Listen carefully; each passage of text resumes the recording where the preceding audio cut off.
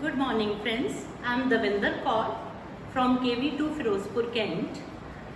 We are today starting with the class 10th topic, that is sexual reproduction in plants. If we start with sexual reproduction in plants, first of all we need to talk about the main structure which facilitates the sexual reproduction in plants, that is a flower. Flower is an extended tubular structure which has got reproductive organs of a plant on it. We will today study about the parts of a flower first of all. If I start with parts of a flower, flowers is situated on a stalk-like structure known as pedicel. Pedicel has got a broadened disc-like structure on it which is known as thalamus. On thalamus, the extended tubular structure is known as flower. Flower has got four main parts of it, that is sepals, petals, stamen and carpel. First of all, we talk about the sepals. Sepals are the green colored small leaf-like structures which surround the thalamus, and from the center of the thalamus flower appears. Sepals are not directly involved in reproduction, but they play a very important part because they protect the flower when it is in its bud form. The collective or the group name for the sepals is calyx. Next we start with the colored part of the flower which is known as petals. The group name for the petals is corolla. Corolla may be free in nature. They can be distinctly colored. You will see the vibrant flowers with different colors, pink, red, blue, purple, white and many other flowers. This color and fragrance of the petals helps in attracting the pollinating agents like insects, birds, etc. Petals, from inside the petals, reproductive organs arise in the center of the center of the flower. Petals, inside the petals again don't directly play any important role in reproduction because sepals and petals are not directly involved in reproduction of a plants. That's why these are called non-essential parts of a flower. Whereas the rest of the two parts of the flower are very essential because they are the main reproductive parts of the flower. Flower has got stamen, that is the male reproductive part of the flower, as well as carpel, that is the female reproductive of the flower. Bete, as you know, flowers can be unisexual or bisexual. Either a flower can have only one reproductive or one type of reproductive organs in it, like in our case in humans, male and female reproductive parts are present in one body. Either an organism is male or an organism is female. Similarly, if a flower has got only either male reproductive organs in it or a set of female reproductive organs in it, it is known as a unisexual flower. For example, flowers of papaya and watermelon are unisexual in nature. Male and female flowers are different. They are not collective. Whereas if both the sexes, that is the female set of reproductive organs as well as the male set of reproductive organs is situated in a single flower, it is known as bisexual. For example, China rose, that is hibiscus, mustard, etc. have got bisexual flowers. Next we go to the male reproductive part, we are starting with the next part of the flower, that is stamen. Stamen is a set of male reproductive organs of a flower which consists of a filament and an anther. Filaments are a cylindrical tubular structures arising from the thalamus. Filament has got a knob-like structure at the top of it. These knob-like structures are known as anthers. If we talk about the extended structure of an anther, each anther is situated at the top of the filament. Each anther has got two anther lobes in it. These anther lobes are joined with the help of a connective. Each anther lobe has got two extended pollen tubes in it. So on the whole, each anther consists of two anther lobes which have got four pollen tubes in it. These pollen tubes are filled with very lightweight microgranular structures which are yellowish white in color, known as pollen grains. Each pollen grain at the time of dispersal contains one tube cell and two male gamete cells in it. Anthers on maturity opens up to release pollen grains from it. That's all about the male reproductive part of the plant, which is collectively known as stamen.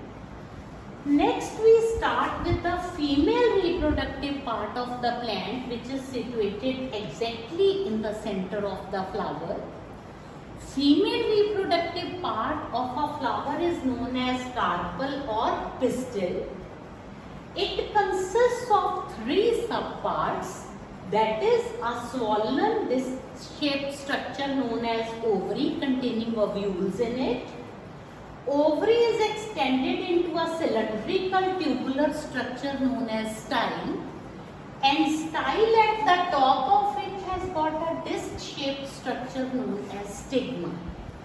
So pistil or carpel is the female reproductive part of the flower, which consists of three subparts, that is ovary, style and stigma. Stigma is a bit sticky or hairy in nature.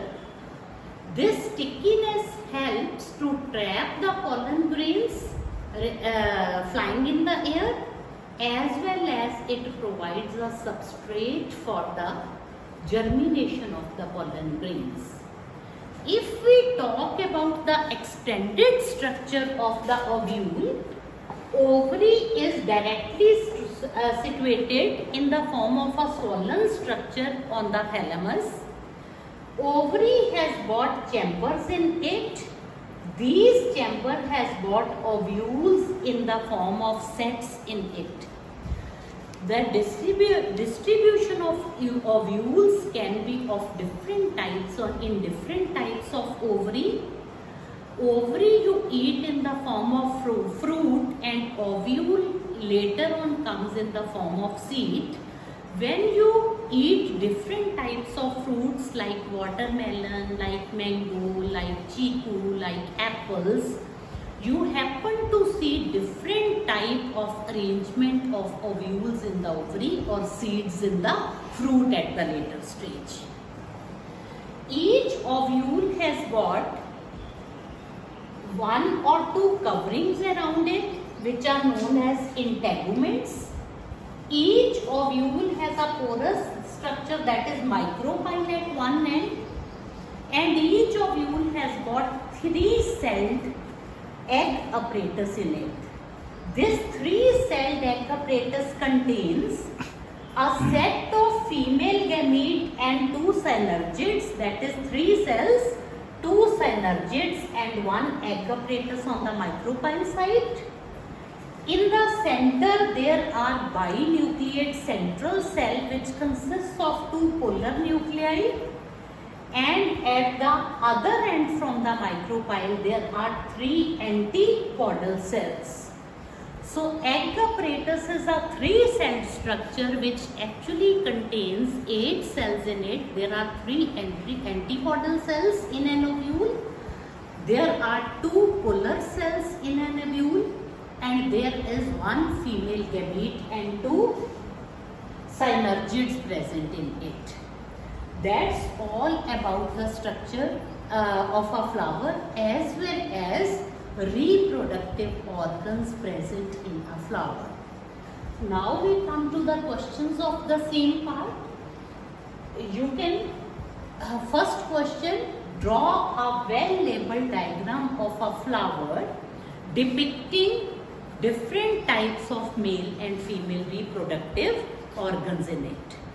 Secondly, you need to explain parts of the flower in which you will explain essential as well as non-essential parts of a flower. Thirdly, you need to explain the extended structure of male reproductive system as well as extended explanation for the female reproductive system, which will constitute the information about the pollen grains as well as about the ovule. That's all about the structure of a flower. Next we come to the next phenomena, that is pollination. We have studied that there pollen grains are formed in androecium of a flower. We have studied that ovules are formed in gynecium or ovary of a flower. Then how does the pollen grains reach the female reproductive part of a plant? I am starting with pollination. Dispersal of the pollen grains takes place from the anther or from the pollen sacs. This dispersal helps to transfer the pollen grains to stigma of the flower. The phenomena of transfer of pollen grains onto the stigma of a flower is known as pollination. Pollination is of 2 types. It is self-pollination or cross-pollination. If we talk about self-pollination, whenever a pollen grain of a same flower falls on the stigma of the same flower or stigma of another flower of the same plant, the phenomena is known as self-pollination. Secondly is the cross-pollination. If a pollen grain of one plant, flower of one plant, falls onto the stigma of some other plant which is genetically different, the process is known as cross-pollination. Obviously, flowers can't move on and go to the other flower to receive the pollen grains. That's why pollination is facilitated by some geographical or biological agents. That is, if geographical agents, water or wind helps to transfer pollens of one flower or from one plant to the stigma of the same flower or flower of the same plant or flower of the another plant. Other are the biological agents. Biological agents which help in pollination are insects, birds, animals, or sometimes man also. That's all about the pollination. Now next we are starting with the main topic, that is fertilization. How does fertilization between the male and the female gamete takes place? You know, bete, the fusion between the male and the female gamete is taken as fertilization. This fusion in plants is fusion of the ovule along with the pollen grain.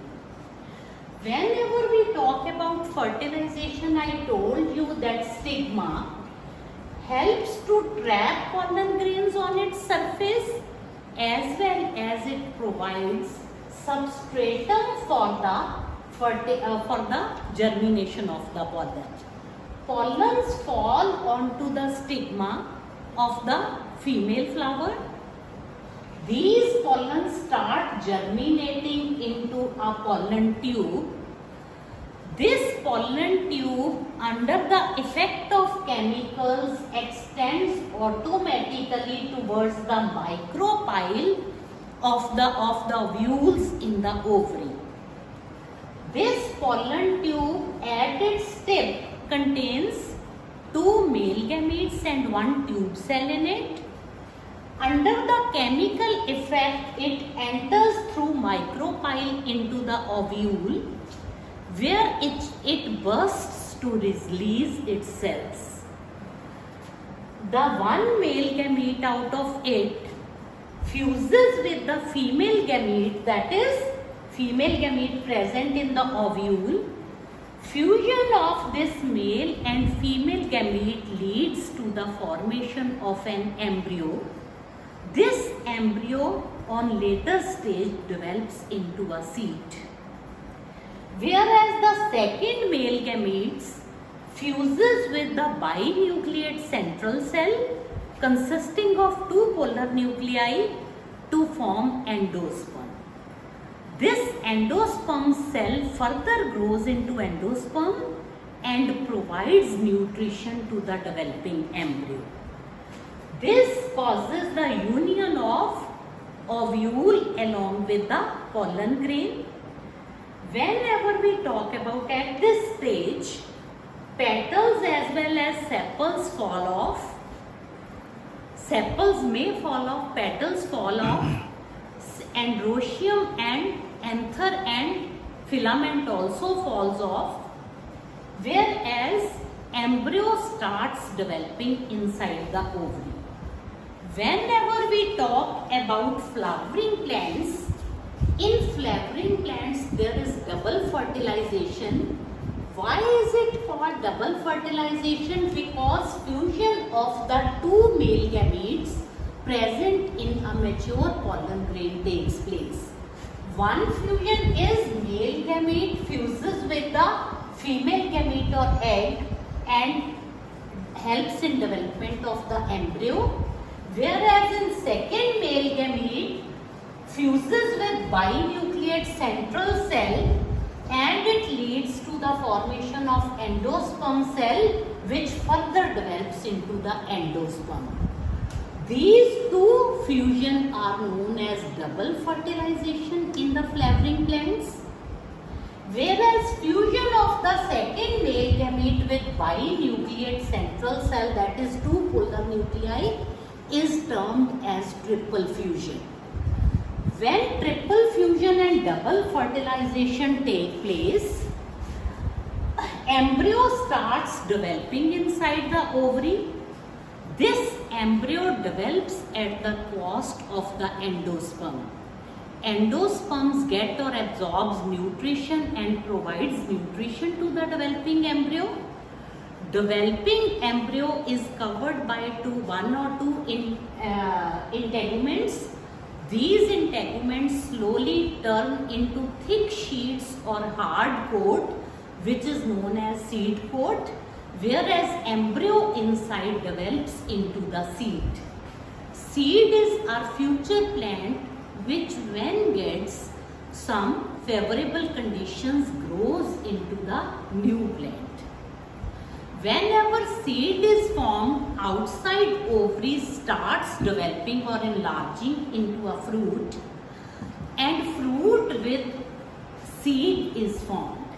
Fruit is the ovary and embryo is the seed inside the ovary. This ovary fruits are of 2 types. There are dry fruits as well as fleshy fruits. You are well versed with the fleshy fruits and the dry fruits you eat at times. In fleshy fruits we eat apple, mango, chiku, etc., which have got a fleshy ovary outside and inside is the protected seed. Whereas in dry fruits you eat wheat, you eat mustard, etc., which are the dried fruits. Seed is the future plant which whenever gets favorable conditions, it grows up into a new fruit. Seed is a blessing from nature because seeds get dispersed and bless the nature with greenery. Seeds have got dormancy period. They can be stored for long times, and whenever they get the favorable conditions, they grows up into a new plants. That's all about today's lesson. We have studied about structure of a flower, reproductive structures as well as their parts in the flower, as well as the process of fertilization in the flower. We have done some of the questions based on the same. Now there is a set of questions you need to do based on fertilization. Number 1, define pollination. What are types of pollination? What are biological and geographical agents assisting pollination? What is fertilization? Define fertilization. Define double fertilization in flowering plants. What is triple fusion? Draw a well-labeled diagram for the fertilization in flowering plants. And you need to explain the process of fertilization in the flowering plants. That's all about today. We will meet again with the next video. Thank you so much.